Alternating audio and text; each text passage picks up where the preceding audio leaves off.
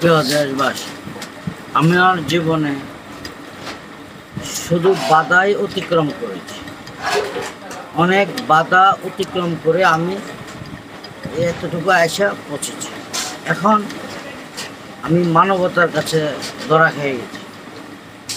মানবতা এমন একটা শক্তি, যে মানবতা কখনই কাউকে ঠেলে ফেলে দিতে পারে না। আমার ছেলে মেয়েরা বড় হয়েছে, মানবতার কাছে আমি ধরা খেয়ে গেছি। আমি ঝড় তুফান বৃষ্টি কখনোই আমাকে কোনো জায়গায় রাস্তায় দাঁড় করাতে পারে না। যতই ঝড় তুফান হোক, বৃষ্টি হোক, যেখানে আমার যাওয়ার কথা ছিল গন্তব্যস্থানে, ওইখানে ইনশাল্লাহ আমি গিয়ে পৌঁছেছি।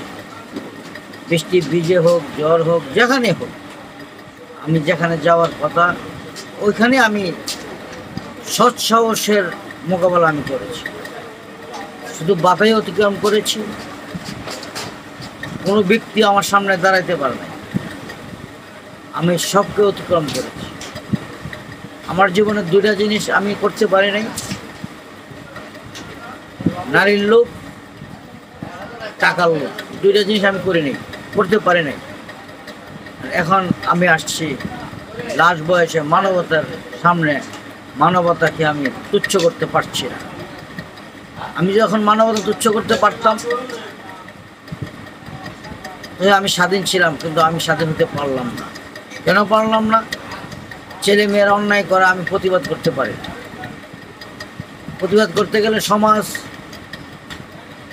আমাকে ধরবে। আপনার ডাক্তার মানুষ, আপনার মুরব্বী মানুষ, আপনি কাজটা করতে পারেন না। আসলে যে ভিতরে কি ঘটেছে, কি হচ্ছে, এটা সমাজ দেখে না। সমাজ শুধু উপর লেভেল দেখে, পোশাক দেখে, আপনার চেহারা দেখে। সমাজ কিন্তু পেটে যে বাত নাই সেটা দেখে না।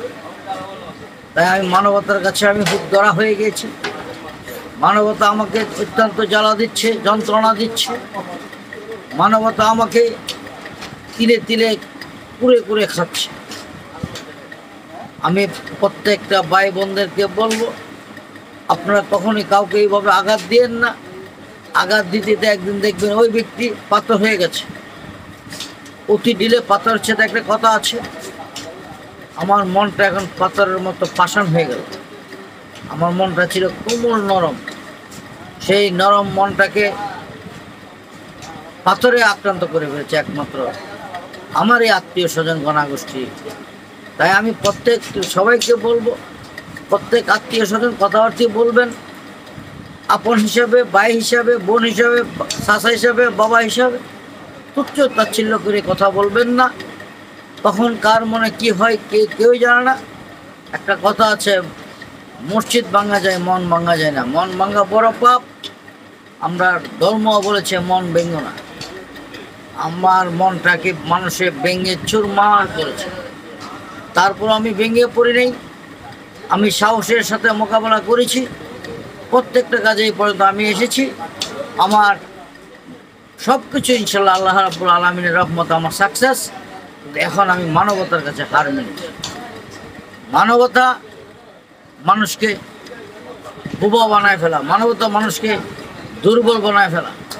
যার মানবতা নাই তার তো কিছু নেই। কারণ ক্ষমা হইল সবচেয়ে মহৎ জিনিস। ক্ষমা যা করতে পারে সেই মানুষ। ক্ষমা করা সাধারণ ব্যাপার নয়।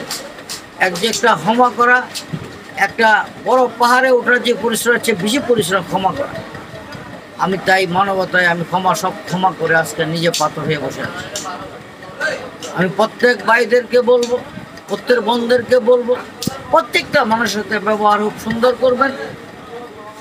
উল্টা ব্যবহার করে, অহংকার করে কথা বলে আপনাদের কাছের লোককে দূরে সরে দিয়েন না। সবসময়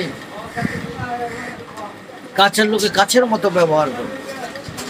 তুচ্ছ তাচ্ছিল্যের কথা বললে, তুচ্ছ হলে ব্যবহার করলে, ওই কাছের লোকটা একদিন দেখবেন অনেক দূরে চলে গেছে।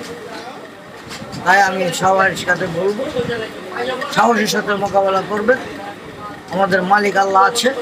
আল্লাহ আমাদেরকে সব কিছু ফয়সালা দেবে, শুধু আপনার সাহসের অভাব আর ধৈর্যের অভাব।